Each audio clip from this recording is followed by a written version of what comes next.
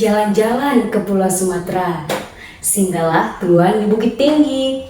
Assalamualaikum untuk semua. Izinkan saya memperkenalkan diri. Perkenalkan, nama saya Aisyah dari kelas M222 dengan NIM 220407500010. Nah, di sini saya akan membawakan UTS tentang mata kuliah evaluasi pembelajaran di SD. Nah, langsung saja soal yang pertama. Apa perbedaan pengukuran, penilaian, tes, evaluasi, dan berikan contoh-contohnya. Nah, yang pertama, pengukuran. Pengukuran adalah proses pemberian angka-angka pada objek atau kejadian-kejadian yang telah aturan yang telah ditetapkan. Nah, contoh pengukuran ini contohnya mengukur tinggi badan siswa dengan menggunakan meteran, mengukur berat badan siswa dengan menggunakan timbangan. Nah, itulah contoh pengukuran. Sedangkan penilaian adalah proses pemberian nilai atau kualitas kepada siswa yang telah mencapai proses pembelajarannya. Nah, contoh penilaian ini memberikan nilai A kepada siswa yang telah mencapai skor dari 90 sampai 100 pada tes. Kemudian memberikan nilai B kepada siswa yang telah mencapai skor dari 80 sampai 89 pada tes. Nah, itulah contoh penilaian. Kemudian tes. Nah, tes adalah alat atau instrumen yang digunakan untuk mengumpulkan informasi tentang kemampuan, pengetahuan, atau keterampilan seseorang. Tes ini dapat berupa tes tertulis, tes lisan, dan tes praktek. Nah, contoh tes ini seperti, guru memberikan tes tertulis kepada siswa untuk menguji kemampuan siswa tersebut. Kemudian, tes ini dapat berupa pilihan ganda dan uraian. Nah, kemudian evaluasi. Evaluasi adalah proses yang lebih luas yang meliputi pengukuran, penilaian, dan pengambilan keputusan. Nah, contoh evaluasi ini seperti setelah selesai tes, guru ini menganalisis hasil tes untuk mengetahui apakah siswa ini telah mencapai tujuan pembelajaran yang telah ditetapkan. Nah, itulah evaluasi. Nah, jadi dapat kita simpulkan bahwa pengukuran, penilaian, tes, dan evaluasi ini adalah keempat istilah yang saling terkait. Nah, kemudian soal kedua, di mana jelaskan prinsip-prinsip dasar evaluasi. Nah, prinsip-prinsip dasar evaluasi ini terdapat 5 prinsip.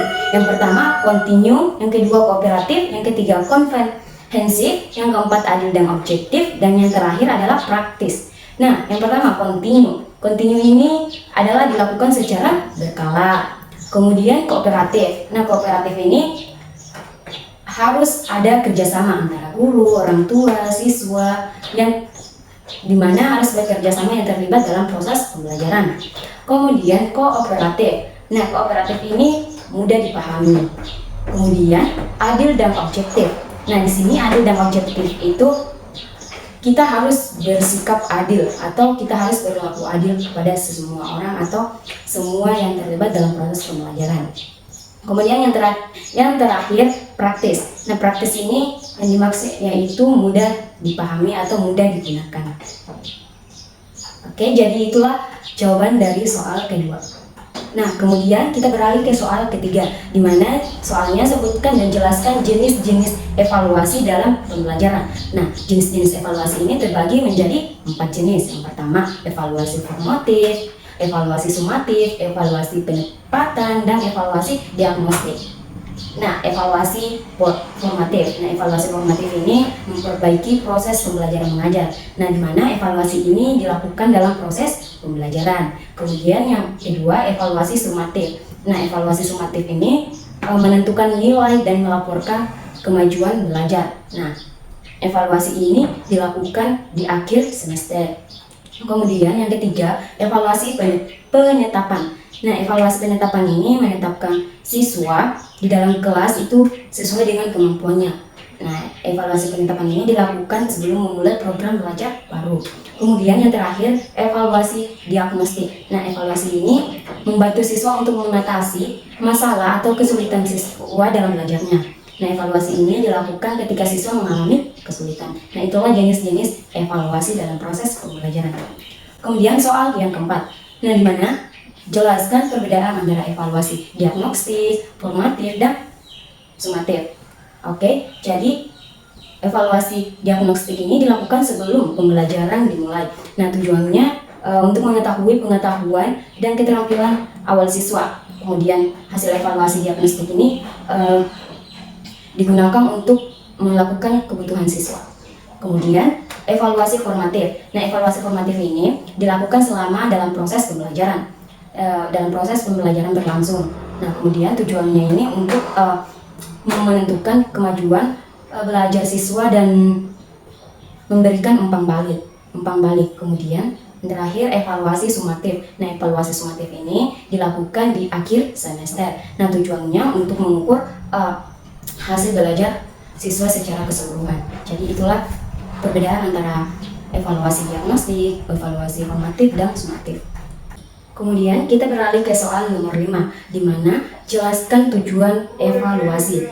Nah, tujuan evaluasi ini adalah mengukur dan melihat sampai mana pemahaman dan keterampilan peserta didik dalam proses pembelajaran. Nah, proses pembelajaran ini meliputi 3 hal yang penting. Yang pertama, input, transformasi, dan output. Nah, input ini adalah berupa tes atau informasi. Kemudian transformasi ini berupa proses dari pembelajaran. Kemudian output ini adalah hasil dari proses pembelajaran. Nah, itulah tujuan dari evaluasi. Kemudian kita beralih ke soal nomor 6, di mana jelaskan sasaran evaluasi. Oke, sasaran evaluasi itu ada 4. Yang pertama, tujuan pembelajaran. Sasaran yang kedua itu unsur dinamis atau sumber belajar. Kemudian yang ketiga itu adalah pelaksanaan pembelajaran. Kemudian yang keempat itu adalah kurikulum. Nah, mengapa tujuan pembelajaran ini disebut sasaran evaluasi? Karena dilakukan untuk mengetahui tingkat pencapaian tujuan pembelajaran peserta didik. Kemudian sumber belajar. Nah, kenapa menjadi sasaran ini? Karena evaluasi ini bertujuan untuk menilai efektivitas atau kesesuaian sumber belajar dengan tujuan pembelajaran. Kemudian pelaksanaan pembelajaran, di mana evaluasi ini untuk menilai efektivitas atau efisiensi pelaksanaan pembelajaran atau proses pembelajaran, serta mengidentifikasi kelemahan dan kekurangan dalam proses pembelajaran. Kemudian kurikulum. Nah, kenapa menjadi sasaran untuk kurikulum ini? Karena bertujuan untuk menilai kesesuaian kurikulum dengan peserta didik. Nah, dan tuntunan sama. Nah, itulah sasaran-sasaran evaluasi. Kemudian kita beralih ke pertanyaan nomor 7, di mana jelaskan fungsi evaluasi pembelajaran bagi pendidik dan peserta didik atau siswa. Nah, fungsi bagi pendidik. Nah, yang pertama, mengetahui kebutuhan pembelajaran. Kemudian memperbaiki kualitas pembelajaran. Kemudian mengetahui kemampuan siswa, mengevaluasi efektivitas metode pembelajaran, dan menentukan penilaian. Nah, itulah fungsi evaluasi bagi pendidik. Kemudian fungsi evaluasi bagi siswa atau peserta didik. Yang pertama, mengetahui tingkat pemahaman materi, mengetahui kelemahan dan kekurangan mereka, kemudian meningkatkan motivasi belajar mereka, mengembangkan kemampuan diri mereka, dan mengembangkan sikap belajar mereka. Nah, evaluasi pembelajaran ini memiliki fungsi yang penting bagi pendidik dan siswa. Nah, jadi itulah fungsi evaluasi bagi pendidik dan bagi siswa. Selanjutnya kita beralih ke soal nomor 8. Nah, di mana soalnya itu jelaskan klasifikasi evaluasi berdasarkan fungsinya atau menurut fungsinya. Nah, klasifikasi evaluasi ini berdasarkan fungsinya harus memenuhi beberapa kebutuhan. Yang pertama, psikologi. Nah, psikologi ini untuk kerangka acuan melangkah menuju tujuan pembelajaran. Jadi psikologi ini kerangka untuk melanjutkan ke tujuan pembelajaran. Kemudian yang kedua, didaktik. Nah, didaktik ini adalah untuk memotivasi belajar kepada peserta didik dan memberikan pertimbangan pemberian bahan, metode, dan bimbingan khusus kepada peserta didik. Kemudian yang ketiga adalah administratif. Nah, administratif ini untuk pengisian buku rapor, menentukan indeks prestasi, pengisian tentang ketentuan kenaikan kelas. Nah, itu administratif dalam klasifikasi evaluasi. Itulah 3 kebutuhan yang diberikan dalam klasifikasi evaluasi menurut fungsinya. Kemudian kita beralih ke soal nomor 9. Nah, jelaskan prosedur evaluasi pembelajaran dan berikan contohnya. Nah, prosedur evaluasi pembelajaran ini terbagi menjadi 5 bagian atau 5 tahap, di mana yang pertama perencanaan atau planning. Nah, di mana merumuskan tujuan evaluasi, menentukan jenis evaluasi, menentukan rancangan evaluasi, dan mengembangkan instrumen evaluasi. Kemudian yang kedua, pelaksanaan evaluasi. Nah, pelaksanaan evaluasi ini adalah cara melakukan suatu evaluasi baik melalui tes maupun non-tes. Kemudian yang ketiga, pengelolaan data. Nah, pengelolaan data ini, data diolah untuk memberikan nilai dan makna kepada peserta didik untuk mengetahui atau mengenai kualitas hasil pekerjaannya atau hasilnya dalam proses pembelajaran. Kemudian yang keempat adalah penaksiran hasil evaluasi. Nah, penaksiran hasil evaluasi ini harus berdasarkan norma atau kriteria tertentu. Nah, penaksiran ini terbagi menjadi 2, yaitu kelompok dan individu. Kemudian yang terakhir, laporan. Nah, laporan ini semua kegiatan dari hasil evaluasi ini dilaporkan kepada berbagai pihak untuk mengetahui kemampuannya dan menentukan langkah selanjutnya. Nah, itulah prosedur evaluasi pembelajaran. Kemudian kita beralih ke soal nomor 10, di mana soalnya itu jelaskan apa itu tes dan non-tes dan berikan contohnya. Oke, langsung saja. Tes adalah sebuah alat ukur yang digunakan untuk menilai kemampuan, pengetahuan, dan keterampilan seseorang. Nah, tes ini biasanya memiliki format baku. Nah, kemudian contoh tes ini seperti tes tertulis. Tes tertulis ini seperti bilang ganda, uraian, esai, dan seterusnya. Kemudian contoh tes tulisan. Nah, contoh tes tulisan ini seperti tanya jawab. Kemudian tes praktik. Nah, tes praktik ini contohnya itu demonstrasi keterampilan.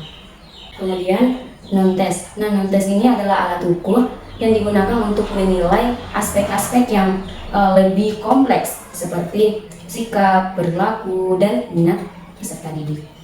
Nah, non-tes ini biasanya tidak memiliki format tertentu, sedangkan tes tersebut memiliki format tertentu. Jadi itulah perbedaan dari tes dan non-tes. Nah, contoh non-tes adalah observasi. Jadi contohnya itu observasi, maksudnya kita mengamati perilaku seseorang dan dalam situasi tertentu. Nah, itulah contoh dari non-tes. Jadi itulah perbedaan dari tes dan non-tes.